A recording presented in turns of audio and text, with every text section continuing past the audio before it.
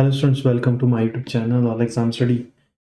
आज हम जिस टॉपिक के बारे में स्टूडेंट डिस्कस करने वाले हैं वो है आपका कॉन्स्टिट्यूशन ऑफ इंडिया और कॉन्स्टिट्यूएंट असेंबली के बारे में हम आज जनरली डिस्कस करने वाले हैं कि आखिर जो इंडियन कॉन्स्टिट्यूशन है उसका जो इतिहास है वो किस तरह से आगे बढ़ा है और किस तरह से जो इनिशियल जो आपके सेशंस रहे हैं, चाहे फिर आपके कुछ मूवमेंट्स रहे हैं या फिर ब्रिटिशर्स ने कुछ ऐसी एक्ट्स लेके आए हैं, उनका कुछ ना कुछ रिलेशन रहा है इंडियन कॉन्स्टिट्यूशन के साथ।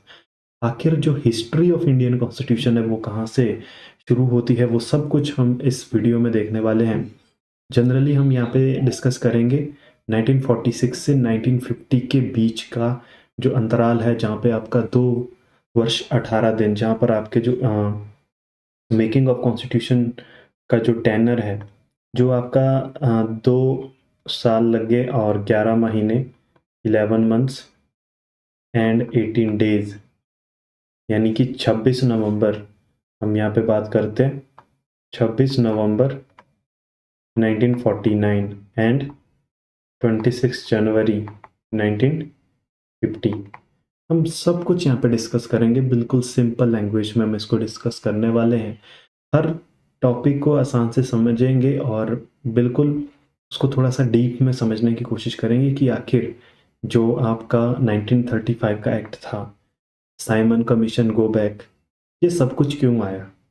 ठीक है, और इंडियन कॉन्स्टिट्यूशन का जो अभी आप ये प्रति प्रतिलिपि देख रहे हैं, जो अभी प्रारूप आप देख रहे हैं, एक जो स्ट्रक्चर आप अभी देख रहे हैं इंडियन कॉन्स्टिट्यूशन का, इसके ऊपर क्या इम्पैक्ट पड़ा है कांग्रेस का, ब्रिटिशर्स का। क्योंकि उस समय आपका ब्रिटिशर्स के जाते जाते कांग्रेस की संप्रभुता ज़्यादा थी, यानी कि जो इम्पैक्ट रहा है इंडियन कॉन्स्टिट्यूशन के ऊपर, ये कहना गलत नहीं होगा कि कांग्रेस के जो डिसीजंस हैं उनका इम्पैक्ट इस पर ज़्यादा देखने को मिला है। हालांकि सभी डिसीजन बिल्कुल सही डिसीजन थे।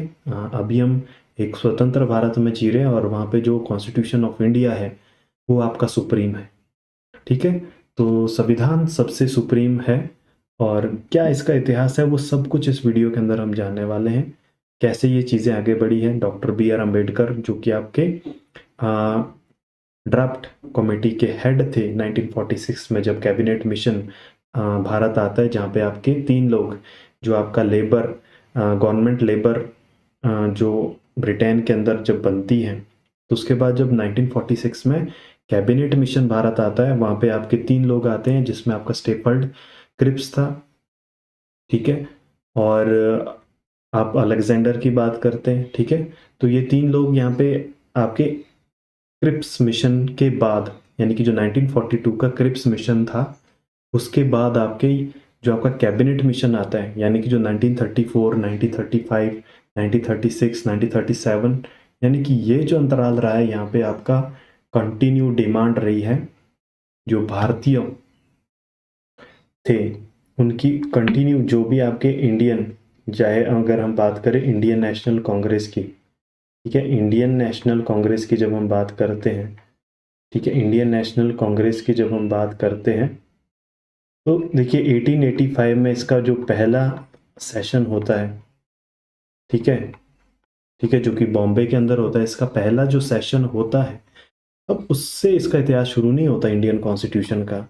देखिए 1861 की जब हम बात करते हैं, 909 की बात करते हैं, 1895 की बात करते हैं, ठीक है, जहाँ पे आपका स्वराज स्वराज बिल आता है। ठीक है, स्वराज्य बिल आता है, जिसको हम लोग होम रूल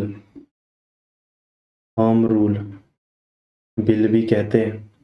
ठीक है, ये आपका 1895 में आता है, लेकिन यहाँ से इसका रिलेशन हो सकता है, हम ये कह सकते हैं कि जो कॉन्स्टिट्यूशन या फिर कॉन्स्टिट्यूशनल जो असेंबली है, या फिर कॉन्स्टिट्यूएंट जो असेंबली है, ठीक है, जो कॉन्स्टिट्यूएंट असेंबली जो कि 1946 में बन के तैयार होती है कैबिनेट मिशन के बाद। हालांकि इसके इलेक्शन होते हैं, बहुत सारी चीज़ें इसमें होती है, तो कैबिनेट मिशन में जो असेंबली है, तो यहाँ से इसका रिलेशन हो सकता है, आप जानते हैं इस चीज़ को। फिर एक और फिर एक और आपका सेशन होता है जो कि आपका 1906 के अंदर होता है, ठीक है, कलकत्ता, यानी कि कलकत्ता, कलकत्ता जो सेशन है, ठीक है, जिसके प्रेसिडेंट अगर हम बात करें, अगर इसके प्रेसिडेंट की अगर हम बात करें, जो कि आपके दादा भाई नेरोजी, ठीक है, दादा भाई नेरोजी, ये इसके प्रेसिडेंट है। यहाँ पे पहली बार, यहाँ पे पहली बार बात होती है स्वराज की, ठीक है, यानी कि बात तो यहाँ पे भी हो गई थी, लेकिन जो इंडियन नेशनल कांग्रेस के जो सेशंस थे वहाँ पे स्वराज यानी कि सेल्फ गवर्नेंस की यहाँ पे पहली बार बात होती है, ठीक है। हालांकि 1895 का जो स्वराज बिल था, होम रूल बिल था, ठीक है, उसको तो ब्रिटिशर ने आपका पास नहीं किया, उसको काफ़ी ज़्यादा उसका क्रिटिसिज्म ब्रिटिशर्स ने किया है इंडिया के अंदर। लेकिन जो स्वराज है, यहाँ पे ये भी बोला जाता है कि Swaraj is not the gift of British parliament, ठीक है, ठीक है। गांधीयन अगर हम बात करें 1922 में जो आपका 1922 में जो इंडिपेंडेंस, ठीक है, इंडिपेंडेंस जो आर्टिकल आता है, ठीक है, महात्मा गांधी का इंडिपेंडेंस आर्टिकल है, वहां पे ये चीज साफ कही जाती है कि that is not the gift of British parliament, ठीक है, जो स्वराज है वो हमारा ब्रिटिशर पार्लियामेंट का हमारे लिए गिफ्ट नहीं है, वो हमारा अधिकार है। और यहाँ पे ये चीज बिल्कुल क्लियर वर्ड्स में कही जाती है, यहाँ पे ये चीज बिल्कुल क्लियर कर दी जाती है कि जो कॉन्स्टिट्यूशन ऑफ इंडिया होगा वो आपका इंडियन कॉन्स्टिट्यूएंट असेंबली बनाएगी, ठीक है। यहाँ पे ये बताया जाता है कि भाई जो कॉन्स्टिट्यूशन ऑफ इंडिया होगा, कॉन्स्टिट्यूशन ऑफ इंडिया जो भी होगा, कॉन्स्टिट्यूशन अगर ऑफ इंडिया जो भी है, ये इंडियन कॉन्स्टिट्यूएंट असेंबली बनाएगी, ठीक है। ये चीज भी यहाँ पे तय होती है, ठीक है। तो यानी कि जो पहली बार आपका स्वराज यानी कि सेल्फ गवर्नेंट का जो टॉपिक सामने आता है वो आता है 1906 के अंदर, 1906 के अंदर कलकत्ता अधिवेशन के अंदर, जहाँ पे आपके दादा भाई नौरोजी प्रेसिडेंट होते हैं, अध्यक्ष होते हैं, ठीक है। और यहाँ पे इसी बीच अब देखिए ये जो सेशंस रहे हैं 1985 से जो आपका 1947 से पहले के जो सारे सेशंस रहे हैं, इसमें आपका बहुत इंपॉर्टेंट जो अभी आपके एग्जाम में भी आते हैं, क्वेश्चन पूछा जाता है कि भाई फर्स्ट, ठीक है, जब आपका फर्स्ट सेशन आता है 85 के अंदर, और उसके बाद जो भी सेशंस हुए हैं उसमें कहीं ना कहीं ये इन्फ्लुएंस जरूर रही है कि भाई जो इंडिया का जो कॉन्स्टिट्यूशन है उसमें एक कॉन्स्टिट्यूएंट असेंबली होनी चाहिए जो कि इंडियन कॉन्स्टिट्यूशन को तैयार करे, बिल्ड करे, ठीक है। ये बात आपकी वहां से जाहिर होती है, ठीक है। हालांकि ये बात पहली बार तो ये बात हम ये नहीं कह रहे हैं कि यहाँ पे ये चीज़ कह दी गई है, 1905 में ये चीज़ कह गई है, 1906 1905 जो आपका बनारस में आपका अधिवेशन होता है, 1906 कलकत्ता अधिवेशन होता है, हम ये नहीं कह रहे हैं। लेकिन जो 1938 में जब हम बोलते हैं हरिपुर अधिवेशन होता है, ठीक है, 1937 की जब हम बात करते हैं वहाँ पे जो नेहरू जी का प्रेशर होता है लेजिस्लेटर के ऊपर कि भाई आप लोग रिजोल्यूशन पास करो कि भाई जो ब्रिटिशर्स का जो कानून है वो आपका 1935 का जो एक्ट है उसको अब खारिज कर दिया जाए, ठीक है। तो हम ये बिल्कुल भी नहीं कह रहे, लेकिन अब क्या होता है, अब आता है साइमन कमीशन वाला मामला। देखिए ये सब कहते हैं भाई 1927 1928 साइमन कमीशन, ठीक है, ये सभी लोग कहते हैं, लेकिन ये मामला आता कहाँ से? देखिए नॉन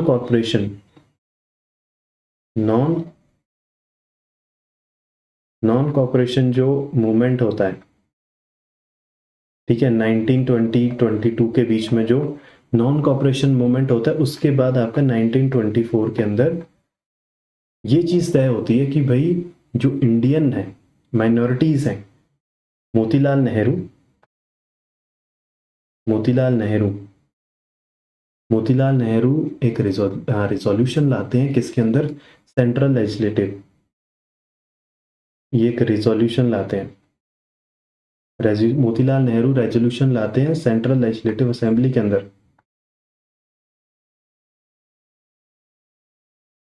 सेंट्रल लेजिस्लेटिव असेंबली के अंदर एक रेजोल्यूशन आता है जहां पे माइनॉरिटीज के राइट, जहां पे माइनॉरिटीज के जो राइट्स हैं, जैसे right of expression, right of liberty, ठीक है, राइट टू फ्रीडम, ये सारी चीजें यहाँ पे सामने आती है और जिसको नाम दिया जाता है नेशनल डिमांड। देखिए आप इसको समझ पा रहे होंगे, अब आपको थोड़ा सा समझ में आ रहा होगा कि भाई 1857 के बाद किस तरह से जो इंडियन कॉन्स्टिट्यूशन का जो इतिहास रहा है, कैसे अब 1946 से 1950 के आसपास जब बन के तैयार होता है, इसका प्रीवियस जो आपका पिछला जो इतिहास है, हिस्ट्री है, वो क्या रही है एक्चुअली। अब हम इसको थोड़ा सा समझ पा रहे हैं। अब क्या होता है 1924 में आपका ये नेशनल डिमांड आता है, जहाँ पे ये बोला जाता है कि भाई मिनॉरिटीज जो भी इंडिया के अंदर है उनके कुछ राइट होने चाहिए, फंडामेंटल राइट होने चाहिए। यहाँ पे बात होती है फंडामेंटल राइट्स की, यहाँ पे फंडामेंटल राइट्स की भी बात होती है, माइनॉरिटीज के फंडामेंटल राइट्स की यहाँ पे बात होती है, ठीक है। अब क्या होता है, इसको बोला जाता है नेशनल डिमांड। हालांकि जो नेशनल डिमांड है इसको पार्लियामेंट में, नेशनल डिमांड को पार्लियामेंट में क्या किया जाता है, पास किया जाता है अच्छी खासी, अगर हम बोले तो मेजोरिटी के साथ, मेजोरिटी के साथ इसको क्या किया जाता है, पास किया जाता है। और इसी के बाद क्या होता है, ब्रिटेन जो सरकार है वो साइमन कमीशन अपॉइंट करते हैं, दे अपॉइंट द साइमन कमीशन, जिसमें क्या आपके सारे के सारे कौन थे, इंग्लिश थे, ठीक है। यानी कि इसका अब ब्यौरा होना था, नेशनल जो डिमांड्स थी उनका ब्यौरा होना था। अब इसमें साइमन कमीशन को अपॉइंट किया जाता है जिसमें सारे के सारे लोग ब्रिटिशर्स थे। तो यहाँ पे आपका फेयर जजमेंट तो इसमें होना नहीं था, क्योंकि ये चीज तो पहले ही क्लियर कट थी, इसीलिए इसका विरोध होता है साइमन कमीशन गो बैक के जो आपकी नारेबाजी होती है, ठीक है। 1928-29 में साइमन गो बैक, ठीक है, साइमन गो बैक। अब ये चीज सामने आती है, ठीक है। हालांकि इसके बाद अब दांडी यात्रा होती है, बहुत सारी चीजें होती है, लेकिन कुल मिला के हम यहाँ पे देखना चाह रहे हैं कि जो इंडियन कॉन्स्टिट्यूएंट असेंबली है, ठीक है, यहाँ पे हमारा जो मोटिव है, मोटिव क्या है, यहाँ पे जो इंडियन कॉन्स्टिट्यूएंट असेंबली है, इंडियन कॉन्स्टिट्यूएंट असेंबली है, उसका क्या, कहाँ से बैकग्राउंड बना, आखिर ऐसे कौन कौन से मैटर्स, ऐसे कौन कौन से इंसिडेंट्स हुए हैं इंडियन कॉन्स्टिट्यूशन या फिर हिस्ट्री ऑफ इंडिया, जो मॉडर्न हिस्ट्री रही है 1857 से 1947 के अंदर, यहाँ पे ऐसे कौन कौन से इंसिडेंट हुए हैं। जैसे हम बात करते हैं 1909, जहाँ पे आपका जलियांवाला, ठीक है। तो क्या यहाँ पे इंडियन कॉन्स्टिट्यूशन की जो कॉन्स्टिट्यूएंट असेंबली का कुछ कॉन्सेप्ट आता है, नहीं, यहाँ पे कॉन्सेप्ट ऐसा नहीं आता है, लेकिन हम यहाँ पे पढ़ रहे हैं। लेकिन जब ये साइमन कमीशन गो बैक होता है, जब साइमन कमीशन गो बैक का जब प्रोटेस्ट आता है वहां पे 1933 में, हालांकि उससे पहले जब हम बात करते हैं एम.एन. रॉय की, जब हम बात करते हैं, ठीक है, बहुत सारे अलग, जैसे दादा भाई नौरोजी हैं जिन्होंने 1906 में स्वराज की घोषणा की थी, ठीक है, जो कि आपका कलकत्ता अधिवेशन होता है 1906 के अंदर। लेकिन 1933 में पहली बार कॉन्स्टिट्यूएंट असेंबली का कंप्लीट ब्यौरा दिया पंडित जवाहरलाल नेहरू ने, ठीक है। पंडित जवाहरलाल नेहरू ने 1933 के अंदर पहली बार एनंशिएट किया कि भाई जो इंडियन कॉन्स्टिट्यूएंट असेंबली होगी वहां पे ये चीज डिक्लेयर होती है, पूरी तरह से यहाँ पे ये चीज डिक्लेयर होती है कि भाई एक इंडियन कॉन्स्टिट्यूएंट असेंबली होगी, जिसको मल्टी बॉडी कहा गया, मल्टी बॉडी होगी या फिर मल्टी मेंबर असेंबली होगी, जो डिसाइड करेगी कि भाई जो इंडियन कॉन्स्टिट्यूशन का जो स्ट्रक्चर है, इंडियन कॉन्स्टिट्यूशन का जो स्ट्रक्चर है वो कैसा बनेगा। ठीक है, तो what is the structure, structure का क्या आपका बेसिक फंडामेंटल स्ट्रक्चर क्या बनेगा वो कॉन्स्टिट्यूएंट असेंबली डिसाइड करेगी।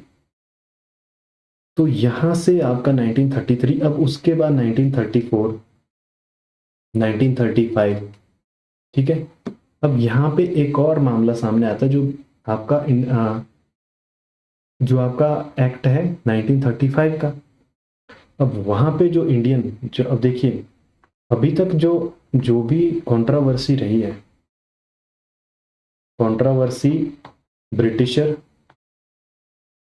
या फिर इंडियन, इसके बीच में जो रही है कंट्रोवर्सी वो यही है कि जो इंडियन चाहते थे, जो डिमांड थी इंडियंस की, जो डिमांड थी इंडियंस की वो फुलफिल नहीं हुई ब्रिटिशर्स के द्वारा, इसीलिए इनके बीच में कंट्रोवर्सी रही है। तो अब क्या होता है 1937 में, 1936 में मैंने आपको बताया, ठीक है। 1936 1937 में पंडित जवाहरलाल नेहरू, पंडित जवाहरलाल नेहरू, पंडित जवाहरलाल नेहरू ये दबाव बनाते हैं, ठीक है। पंडित जवाहरलाल नेहरू क्या करते हैं, दबाव बनाते हैं किसके ऊपर, जो भी आपके लेजिस्लेचर्स हैं, जो भी लेजिस्लेचर है, कि भाई वो रिजोल्यूशन पास करें कि जो आपका कॉन्स्टिट्यूशन है, अकॉर्डिंग टू जो कॉन्स्टिट्यूशन है अकॉर्डिंग टू 1935, इसको क्या किया जाए, डिस्कार्ड किया जाए। इस चीज की यहाँ पे मांग होती है। इसी के ऊपर अब आपका क्या होता है, वर्ल्ड वार के बाद आपका 1942 के अंदर अब आता है क्रिप्स मिशन। क्रिप्स मिशन जहां पे क्या होता है, यहाँ पे ये चीज डिसाइड होती है, जहां पे क्या होता है, यहाँ पे ये चीज डिसाइड होती है कि भाई इंडियन कॉन्स्टिट्यूएंट असेंबली आपकी क्या होनी चाहिए, गठित होनी चाहिए। ठीक है, यहाँ पे अपॉइंट होनी चाहिए कि इंडियन कॉन्स्टिट्यूएंट असेंबली, जहां पे आपका 389 आपकी क्या होती है, नंबर ऑफ, या फिर नंबर ऑफ कैपेसिटी कहो, या फिर number of seats, maximum number of seats कितनी होती है। यहाँ पे अब 1942 से 1946 के अंदर का अब हम पढ़ने वाले हैं। क्रिप्स मिशन आता है, यहाँ पे ये चीज़ एक्सेप्ट होती है कि भाई इंडियन कॉन्स्टिट्यूशन बन के तैयार हो, कॉन्स्टिट्यूएंट असेंबली होनी चाहिए। ठीक है, अब यहाँ से आगे का हम इतिहास पढ़ने वाला है। यहाँ पर तक हमने देखा कि भाई किस तरह से नेशनल डिमांड आता है, साइमन कमीशन आता है, उसको गो बैक होता है, फिर आपका क्या होता है। ठीक है, अब हम इसके बारे में हम और भी क्वेश्चंस अभी हम डिस्कस करेंगे, सारा कुछ हम इसमें डिस्कस करेंगे। ठीक है, और क्या क्या इसमें डेट्स इंपॉर्टेंट है वो सब कुछ हम इसमें डिस्कस करेंगे। अब क्या होता है कि 389 number of seats are there. अब इसमें क्या होता है, अब इसका हम 389 जो सीट्स हैं इनका हम कंप्लीट यहाँ पे देखने वाले हैं कि जो इसमें से 292 हैं, ठीक है, 292 इसमें गवर्नर जो कि 11 गवर्नर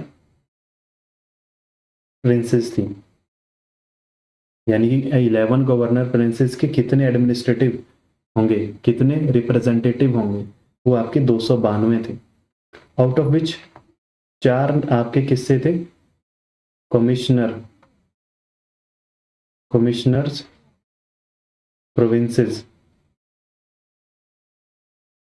ठीक है, जिसमें आपका दिल्ली आता है, ठीक है, आपका मद्रास आता है, ठीक है, अगर हम बात करें कुर्ग की बात करते हैं हम लोग, ठीक है, बलूचिस्तान की हम बात करते हैं जो कि पाकिस्तान में आता है, ठीक है। ये अभी एक 4 कमिश्नर प्रोविंसेस थी, ठीक है, अब होके टोटल हो गए 96, अब बचे आपके 93, ठीक है। आउट ऑफ विच यहाँ पे 5 सीट फिर से भी आपकी मुस्लिम लीग की होती है, वो सब कुछ इसमें बाद में डिसाइड होता है। अब यहाँ पे देखिए क्या होता है, अब जो 93 है वो आपकी क्या थी, स्टेट प्रोविंसेस थी, स्टेट प्रोविंसेस थी। लेकिन यहाँ पे क्या होता है, जो स्टेट प्रोविंसेस है वो इलेक्शंस में पार्टिसिपेट नहीं करती। अब जो इलेक्शन होते हैं वो होते हैं इन सब के, ठीक है। अब क्या होता है यहाँ पे, अब जो इलेक्शन होते हैं वो होते हैं सिंगल एसटीवी पॉलिसी। आप सभी जानते हैं जो राष्ट्रपति चुनाव में भी जो पॉलिसी सिंगल, जिसकी फुल फॉर्म होती है सिंगल ट्रांसफरेबल वोटिंग, एसटीवी से। लेकिन अब यहाँ पे हम देखेंगे कि भाई आखिर यहाँ पे भी जो इंडियंस थे वो यहाँ पे भी खुश नहीं थे। अब क्या होता है, इंडियन चाहते थे एडल्ट फ्रेंचाइज, यानी कि जो वोटिंग कैसी होनी चाहिए, एडल्ट फ्रेंचाइज से। लेकिन जो एसटीवी पॉलिसी है ये आपकी एक्ट 1935 से आई है।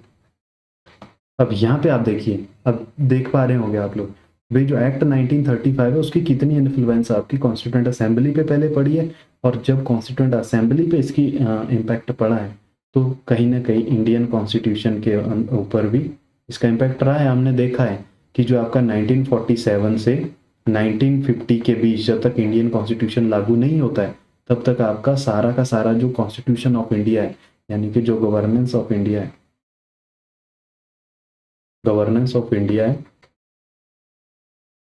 वो 1935 के एक्ट के ऊपर चला है।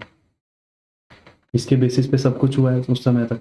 तो इसका कितना इम्पैक्ट है, तो ये सब कुछ हम अब इसको हम डायग्रामेटिकली समझ पा रहे हैं। तो ये चाह रहे थे एडल्ट फ्रेंचाइज, ये चाह रहे थे एडल्ट फ्रेंचाइज वोटिंग सिस्टम, लेकिन यहाँ पे single transferable voting system use होता है जो कि एक्ट 1935 के अंदर था। उसके बाद यहाँ पे क्या होता है, अब यहां से शुरू होता है पाकिस्तान डिवीजन। अब यहीं से पाकिस्तान डिवीजन की भी कहानी शुरू हो जाती है। टोटल कितनी होती है, कांग्रेस की जो सीट्स यहाँ पे आती है वो आती है 208। ये आप सबने पढ़ा है, 208 नंबर ऑफ सीट यहाँ पे कांग्रेस का था। 73 आपका किसका रहा है, वो आपका रहा है मुस्लिम लीग, ठीक है। और जब हम बात करते हैं, अब मुस्लिम लीग की 73 रही है, हालांकि 5 सीट इसमें अलग से थी, ठीक है। अब मुस्लिम लीग की यहाँ पे 73 सीट्स आई है, 208 आई है, यानी कि मेजोरिटी इन दोनों के पास था यहाँ पे। हालांकि लगभग 80% के आसपास तो मेजोरिटी इसके पास था, लेकिन फिर भी एक अच्छा खासा वेटेज के साथ मुस्लिम लीग भी था।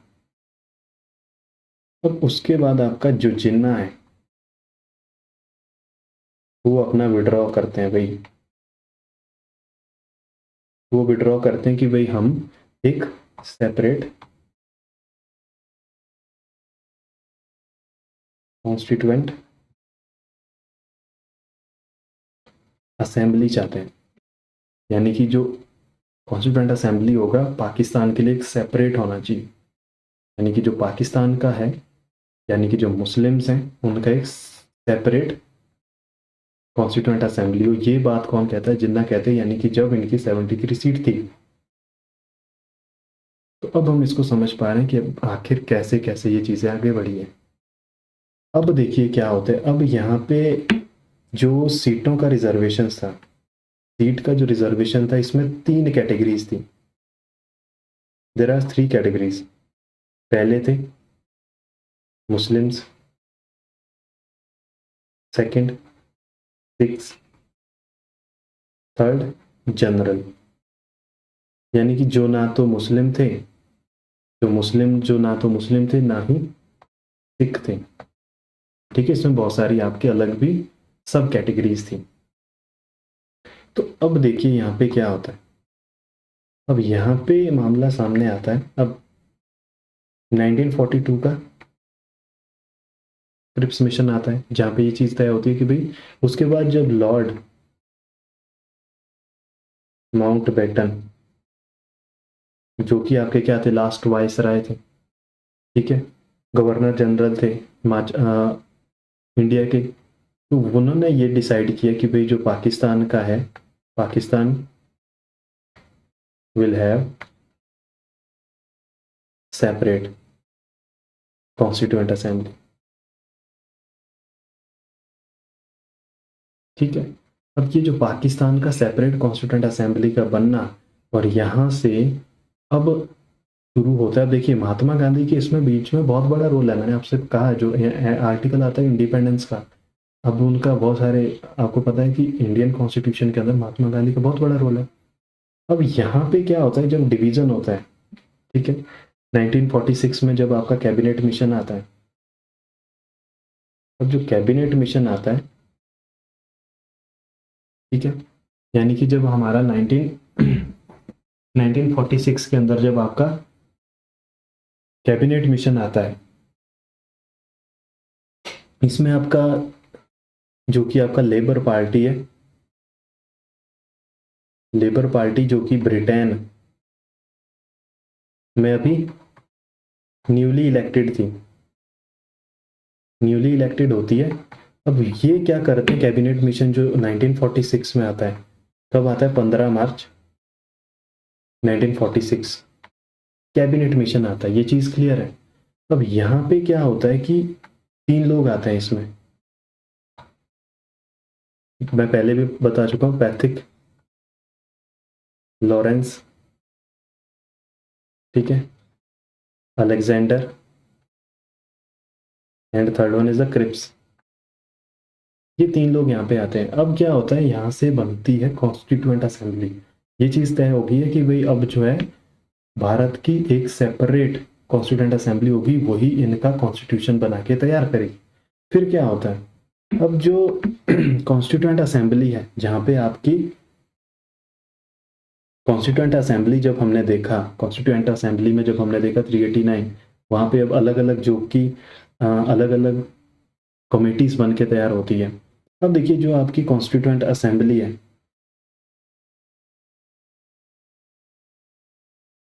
कॉन्स्टिट्यूएंट जो असेंबली है, उसमें क्या क्या होता है, उसमें 5 स्टेजेस आती है। देयर आर 5 स्टेजेस, 5 स्टेजेस होती है कॉन्स्टिट्यूएंट असेंबली के अंदर जब एक कॉन्स्टिट्यूशन बन के तैयार होता है। तो देखिए क्या होता है उसके अंदर। अब देखिए 9 दिसंबर को 9 दिसंबर 1946 जहाँ पे पहली मीटिंग, फर्स्ट मीटिंग होती है, ठीक है, कॉन्स्टिट्यूशनल हॉल, यानी कि जो अभी पार्लियामेंट हॉल है, कॉन्स्टिट्यूशनल हॉल इसे उस समय कहा जाता था, central constitutional hall, new Delhi, ठीक है। यहाँ पे ये सभी लोग इकट्ठे होते हैं। अब यहाँ पे देखिए क्या क्या चीजें तय होती है। अब यहाँ पे क्या होता है कि जो, ठीक है, अब यहाँ पे सिन्हा साहब जो कि ओल्डेस्ट, या फिर आप बोलोगे most senior, most senior members थे इंडियन नेशनल कांग्रेस के, इंडियन नेशनल कांग्रेस के। वो यहाँ पे क्या होते हैं, एक प्रोविजनल प्रोविजनल वो यहाँ पे प्रोविजनल प्रेसिडेंट बनाए जाते हैं। हालांकि 13 दिसंबर 1946 को 13 दिसंबर 1946 को यहाँ पे doctor Rajendra Prasad was elected by the constituent assembly as the president. यहाँ से अब ये फिक्स प्रेसिडेंट बन के आपके आते हैं, ठीक है। लेकिन जो सच्चिदानंद सिन्हा है, ठीक है, सच्चिदानंद सिन्हा प्रोविजनल बनते हैं 9 दिसंबर से 13 दिसंबर के बीच तक। ये चीज भी है, यानी कि द फर्स्ट प्रोविजनल, यहाँ पे जो इंपॉर्टेंट क्वेश्चन अब सामने आते हैं, that is the first provisional president of Indian national constituent assembly. तो ये आपके फर्स्ट प्रोविजनल कॉन्स्टिट्यूएंट असेंबली के हेड बनते हैं।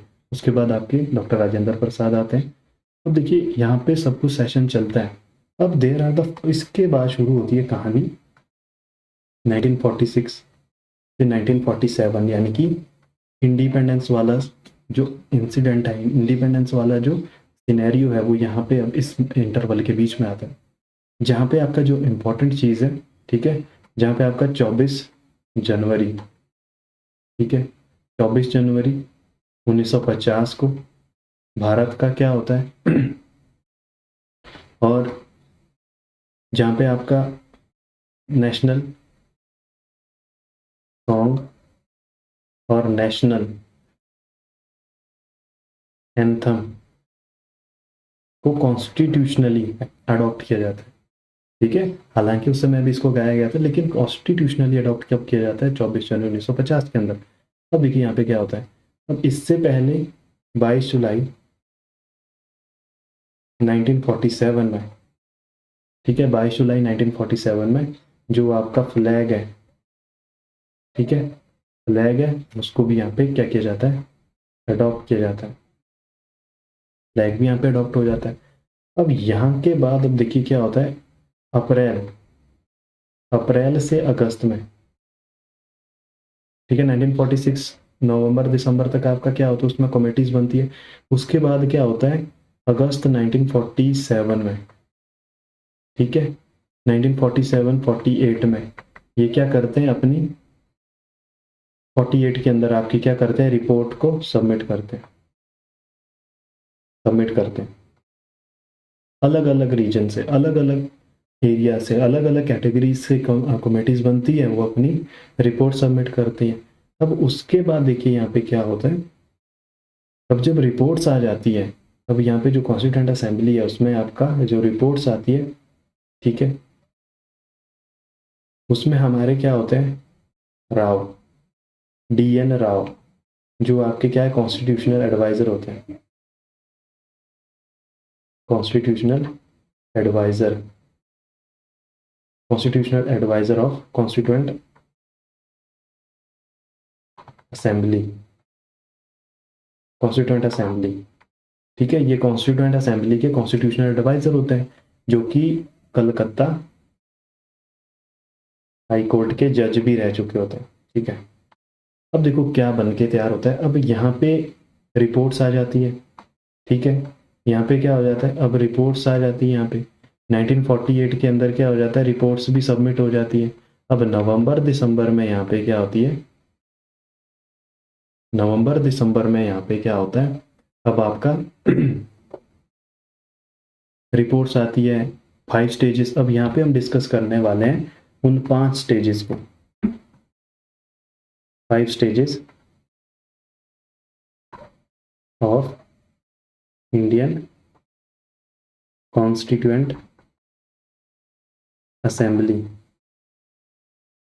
जो कि एक कंप्लीट कॉन्स्टिट्यूशन बनने में आपकी यूज होती है। जब से पहली स्टेज होती है, जो कमेटीज बनती हैं, अब ये यहाँ पे जो कमेटीज बनती हैं वो अपनी रिपोर्ट सबमिट करती हैं। सबसे पहला काम यही होता है, रिपोर्ट अपनी सबमिट करती है। सेकंड चीज यहाँ पे क्या होती है, जब कमेटीज अपनी रिपोर्ट से सबमिट करती हैं, उसके बाद देखिए क्या होता है, उसके बाद आपके DN राव, ठीक है, BN राव, ठीक है, BN राव इनको करिएगा, ठीक है, BN राव ये क्या करते हैं, रिपोर्ट्स, जो भी रिपोर्ट्स होती है, और इनके अपनी ऑन रिसर्चेस पे, ठीक है, वहां पे भी आप BN राव ही करिएगा, ठीक है, ठीक है। तो BN राव जो कि आपके जज हैं और कॉन्स्टिट्यूशनल एडवाइजर होते हैं, कॉन्स्टिट्यूशनल एडवाइजर होते हैं कॉन्स्टिट्यूएंट असेंबली के।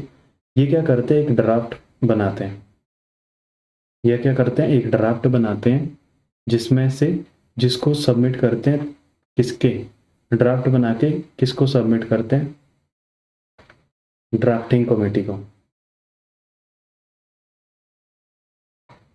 ड्राफ्टिंग कमेटी जिसके हेड होते हैं कौन, ये आप सभी ने पढ़ा होगा, जिसके डॉक्टर BR अंबेडकर, संविधान के जनक, ठीक है, डॉक्टर BR अंबेडकर, ये इसके हेड है। अब यहाँ पे आपके 7 मेंबर की एक कमेटी होती है, इसमें 7 लोग और होते हैं, हेड आपके बी आर अम्बेडकर होते हैं, ठीक है, बहुत सारे लोग इसमें होते हैं। अब यहाँ पे देखिए उसके बाद क्या करते हैं, ये इसको आगे पब्लिश कर देते हैं, ठीक है, पब्लिश करते हैं, फिर इसका जो भी क्रिटिसिज्म होगा, फिर इसका क्रिटिसिज्म होता है, प्रेस में चलती है ये बातें, ठीक है, बहुत से लोग इसमें कुछ ऐसे फैक्ट्स भी होंगे जिनको अपोजिशन मिलता है, कुछ ऐसे फैक्ट्स भी होते हैं जिसको सपोर्ट मिलता है, तो वो सारी चीज़ें होती है। अब ये सब कुछ होने के बाद इसमें जो 4th स्टेज आती है वो आती है अमेंडमेंट्स की। सबका क्रिटिसिज्म हो गया, सारी चीज़ें सामने आ गई, अब आपका अमेंडमेंट होता है इसमें। 4th stage is the amendment and last जो आपकी स्टेज होती है वो आपकी एडॉप्शन ऑफ कॉन्स्टिट्यूशन। ये वो 5 स्टेजेस हैं जिसके बारे में मैं आपसे पहले कह रहा था कि भाई ऐसे ऐसे आपका जो कॉन्स्टिट्यूशन है वो आगे बढ़ा हुआ है, कमिटीज बनती है, रिपोर्ट सबमिट होती है। अब यहाँ पे जो आपका सबसे पहले जो राव साहब ने यहाँ पे जो अपनी ड्राफ्ट बनाया था, ठीक है, जिसमें आपके 240 क्लाउजेस थे, ये भी आपसे एग्जाम में पूछा जा सकता है, 13 शेड्यूल्स थी, ठीक है। उसके बाद जो ड्राफ्ट करते हैं उसमें काफ़ी ज़्यादा चेंजेस होते हैं, ठीक है, ड्राफ्ट करते हैं डॉक्टर बी आर अम्बेडकर, यानी कि जो ड्राफ्टिंग कमेटी के हेड होते हैं अम्बेडकर। अगर आपको कभी पूछे कि B R Ambedkar, doctor B R Ambedkar का नाम होता है फुल फॉर्म या फिर पूरा नाम की अगर हम बात करें, जिनका नाम है डॉक्टर भीमराव रामजी अम्बेडकर, या फिर भीमराव, कहीं पे रामजी भी आता है, लेकिन भीमराव अम्बेडकर से आप इन्हें जानते हैं, ठीक है। तो 7 मेंबर्स की इनकी जो कमेटी है, 7 अदर मेंबर्स भी होते हैं। तो ये क्या करते हैं, आपके 315 आर्टिकल्स यहाँ पे आते हैं, सबसे पहले यहाँ पे 315 आर्टिकल्स आते हैं और 9 शेड्यूल्स आती हैं। हालांकि इसमें काफ़ी ज़्यादा चेंजेस इसके बाद भी हुए हैं, लेकिन ये सब कुछ चीज़ें होती है। उसके बाद आपका 48, इसी बीच अब क्या हो जाता है, ये सब कुछ बन के तैयार होते होते क्या हो जाता है, हमें पता है 30 जनवरी 1948, जिसे हम आज शहीद दिवस के रूप में भी मनाते हैं, असैसिनेशन ऑफ महात्मा गांधी, ठीक है। यहाँ पे आपका क्या होता है, असैसिनेशन ऑफ महात्मा गांधी, यहाँ पे महात्मा गांधी की हत्या होती है, ठीक है, 30 जनवरी 1948 के दिन। अब यहाँ पे इसका क्या रिलेशन है, देखिए अगर संविधान बनते बनते ही महात्मा गांधी रहते, भाई तक 1950 तक महात्मा गांधी रहते, तो यानी कि जो स्ट्रक्चर होता, यानी कि जो स्ट्रक्चर ऑफ कॉन्स्टिट्यूशन होता, उस पर बहुत इम्पैक्ट पड़ता, ठीक है। वो ऐसा नहीं होता जैसा ये अभी बन के तैयार हुआ है, उसमें बहुत सारे चेंजेस होते, ये हम सब जानते हैं। तो क्योंकि हमने ऐसे मामले देखे हैं, क्योंकि जब हम बात करते थे जब इंडिया और पाकिस्तान का डिवीज़न होता है, इंडिया एंड पाकिस्तान, जब दो अलग अलग कॉन्स्टिट्यूएंट असेंबलीज बनती है, दो अलग अलग आपके इंडिपेंडेंट नेशंस बनते हैं, तो वहाँ पे भी हमने देखा कि भाई जब डिवीज़न के समय वो आपका कैश के समय में भी, जब यानी कि पाकिस्तान जब डिमांड करता है कैश की, ठीक है, कैश या फिर फाइनेंस की जब ये मांग करता है, तो वहाँ पे भी आपका महात्मा गांधी क्या करते हैं, वहाँ पे पूरी तरह से उपवास पे बैठ जाते हैं, यानी कि जब तक पाकिस्तान को वो अमाउंट नहीं मिल जाता, वो सब कुछ वो उपवास पे बैठ जाते हैं, ठीक है। तो इसी बीच में देखिए अगर महात्मा गांधी 1950 तक रह जाते तो बहुत कुछ चेंजेस होते, यानी कि हो सकता है, यानी कि जो जियोग्राफी ऑफ इंडिया है, यानी कि जो इंडिया का जियोग्राफी है, उसमें भी बहुत सारे चेंजेस देखने को मिल सकते थे। तो ये है आपका, और इसी बीच हम जानते हैं कि भाई जब अब बहुत सारे स्टेट्स प्रोविंसेस जो थी 93 की जब हम बात करते हैं, 93 जो प्रोविंसेस थी, सब ने अपने रिप्रेजेंटेटिव कॉन्स्टिट्यूएंट असेंबली में भेजे, जिसमें से कुछ लोग ऐसे थे जैसे आपका जूनागढ़ हो गया, ठीक है, गुजरात के अंदर हो गया, हैदराबाद, यहाँ पे मामला फंसा है, ठीक है, हैदराबाद हो गया एंड जम्मू एंड कश्मीर हो गया, ठीक है, जहाँ पे मामला फंसा है। तो जूनागढ़ जो कि आपका एक मुस्लिम रूलर था, वो चाहता था कि पाकिस्तान में विलय करें, ठीक है, वो क्या चाहता था, पाकिस्तान में विलय करें, लेकिन वहाँ की जो हिंदू मेजोरिटी थी, वहाँ पे मेजोरिटी क्या थी, हिंदू थी, इसीलिए वो भी आपका हिंदुस्तान में मिल जाता है। उसके बाद जब हम बात करते हैं नवंबर 1947 की, ठीक है, हैदराबाद का जो निज़ाम होता है, ठीक है, निज़ाम की जब हम बात करते हैं, निज़ामाज हैदराबाद के जो रूरल थे, उन लोगों का भी ये मानना था, वो आपका स्टैंड स्टिल, यहाँ पे तो स्टैंड स्टिल होता है, यहाँ पे स्टैंड स्टिल एग्रीमेंट पे ये लोग साइन करते हैं, लेकिन उसके बाद हैदराबाद भी आपका पटरी पे आ जाता है। लेकिन 2019 तक आपको, जो आप सभी जानते हैं कि जो जम्मू कश्मीर है स्पेशल, यहाँ पे एडमिनिस्ट्रेशन था, आर्टिकल 370, ठीक है, वो सब कुछ आपने देखा हुआ। तो ये तो हमने देखा कि भाई कुछ ऐसी प्रोविंसेस थी जो भारत में विलय होते होते कुछ ऐसी घटनाएं हुई है जिसकी वजह से विलय नहीं हुआ, कुछ कारण ऐसे रहे थे, ठीक है। लेकिन हमने देखा कि भाई जो स्ट्रक्चर है, हालांकि उसके बाद क्या होता है, जो 26 नवंबर 1949 को क्या है कि कॉन्स्टिट्यूएंट असेंबली में सभी लोगों को बुलाया जाता है, और जो कि उसके ऊपर जो हेड, जो कॉन्स्टिट्यूएंट असेंबली के हेड होते हैं, उस समय कॉन्स्टिट्यूएंट असेंबली के जो हेड थे, प्रेसिडेंट थे, वो कौन थे, डॉक्टर राजेंद्र प्रसाद थे, डॉक्टर राजेंद्र प्रसाद थे, ठीक है, प्रसाद थे। वो इसके ऊपर साइन करते हैं और इसको फाइनली अडॉप्शन मिलता है 26 नवंबर 1949 को, जिसमें आप जानते हैं कि भाई कितने दिन लग जाते हैं इसमें, आपके लगते हैं 2 वर्ष 11 मंथ्स एंड 18 डेज। इसके बाद आपका ये सब कुछ होता है, ठीक है। अब यहाँ पे आपका क्या बन के तैयार होता है 26 नवंबर, और 24 जनवरी 1950 को, ठीक है, जब आपका last day of the constituent assembly रहता है, वहाँ पे आपका क्या होता है, इसको क्या किया जाता है, इसको पूरी तरह से लागू किया जाता है 26 जनवरी 1950 को, ठीक है, 26 जनवरी 1950 को लागू होता है। उसके बाद डॉक्टर राजेंद्र प्रसाद को फर्स्ट प्रेसिडेंट, ठीक है, उसके बाद जो राजेंद्र प्रसाद हैं, डॉक्टर राजेंद्र प्रसाद हैं, वो आपके फर्स्ट प्रेसिडेंट बनते हैं, ठीक है, वो आपके फर्स्ट प्रेसिडेंट बनते हैं इंडिया, ठीक है, वो आपके फर्स्ट प्रेसिडेंट ऑफ इंडिया बनते हैं। हालांकि उसके बाद बहुत सारे चेंजेस होते हैं, इलेक्शन होते हैं, जनरल इलेक्शन होते हैं, उसमें काफ़ी ज़्यादा चेंजेस भी होते हैं। मेजॉरिटी में आपका डिक्रीमेंट आता है कांग्रेस का, और भारतीय जनता पार्टी, जिसे जनता पार्टी पहले कहते थे, जनता दल था, वो आपका अभी प्रेजेंट में आप देख पा रहे हैं भारतीय जनता पार्टी। वो सब कुछ चीज़ें बाद में होती है, लेकिन यहाँ तक का जो इतिहास है वो सब कुछ कुछ ऐसा इंडियन कॉन्स्टिट्यूशन का रहा है। और गांधीयन इन्फ्लुएंस इसके ऊपर कितनी हो सकती थी और कितनी हुई है, ये भी हमने देखा है। और 1935 का जो वो एक्ट था, और 1935 1895 की बात करें, 1919 की बात करें, या फिर 1909 की बात करें, सबका इसके ऊपर इम्पैक्ट कहीं ना कहीं पड़ा है। तो वो सब कुछ भी हमने अभी तक इसमें डिस्कस किया है।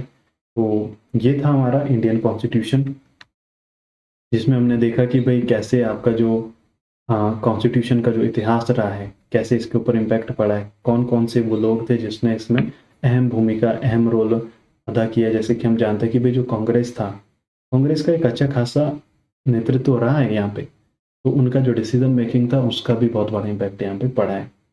तो ये आपका इंडियन कॉन्स्टिट्यूशन के बारे में था 1946 से 1950 के बराबर, जहाँ पे आपका क्रिप्स मिशन आता है, ठीक है, कैबिनेट मिशन आता है, कैबिनेट मिशन में वो 3 लोग आते हैं, ठीक है, पैथिक लॉरेंस आता है, अलेक्जेंडर आता है, और आपका क्रिप्स आता है। तो ये चीज़ें यहाँ पे बहुत इंपॉर्टेंट हो जाती है। हालांकि इसी के बीच आपका क्विट इंडिया मूवमेंट आता है 1942 के अंदर, ठीक है, इंडिपेंडेंस जो एक्ट होता है 18 जुलाई 1947 के ऊपर ये आ जाता है। लेकिन उसके बाद जो 14 से 15 को आपका डिवीजन ऑफ इंडिया होता है, 2 सेपरेट नेशन आपके आज़ाद होते हैं, ठीक है। ये सारी चीज़ें हमने देखी हैं, हमने डिस्कस करी हैं, अभी तक हमें समझ में ये चीज़ें, अब लगभग हमें ये समझ में आ गया है कि आखिर जो इंडियन कॉन्स्टिट्यूशन है वो इसका इतिहास कैसा रहा है, और कैसे ये आगे बढ़ा है, और आज इसका जो स्ट्रक्चर है वो हम आज ऐसे कैसे देख पा रहे हैं।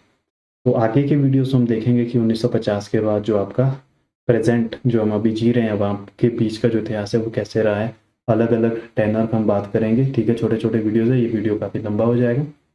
तो बाकी मिलते हैं नेक्स्ट वीडियो में। मेरे चैनल को सब्सक्राइब ज़रूर करें, ताकि मैं आपको थोड़ा सा ऐसी और जो इम्पोर्टेंट एक्सप्लेनेशंस हैं, इतिहास के कुछ ऐसे पहलू हैं जो थोड़े से टिपिकल होते हैं और आसानी से उसे हम समझ सकें। तो ये सारी चीज़ें मैं आपको कोशिश करूँगा कि इसको मैं और बेहतर बना पाऊँ, ठीक है? तो बाकी मिलते हैं नेक्स्ट वीडियो में, तब तक मेरे चैनल को आप ज़रूर सब्सक्राइब करें और बेल आइकन को भी आप प्रेस करके रखें ताकि जो मेरा नेक्स्ट वीडियो होगा उसका जो आपका नोटिफिकेशन है वो आपको सबसे पहले मिले, ठीक है? तो बाकी मिलते हैं नेक्स्ट वीडियो में, तब तक के लिए कोई भी आपका डाउट रहता है तो वो आप मुझसे ज़रूर पूछें। Okay, thank you.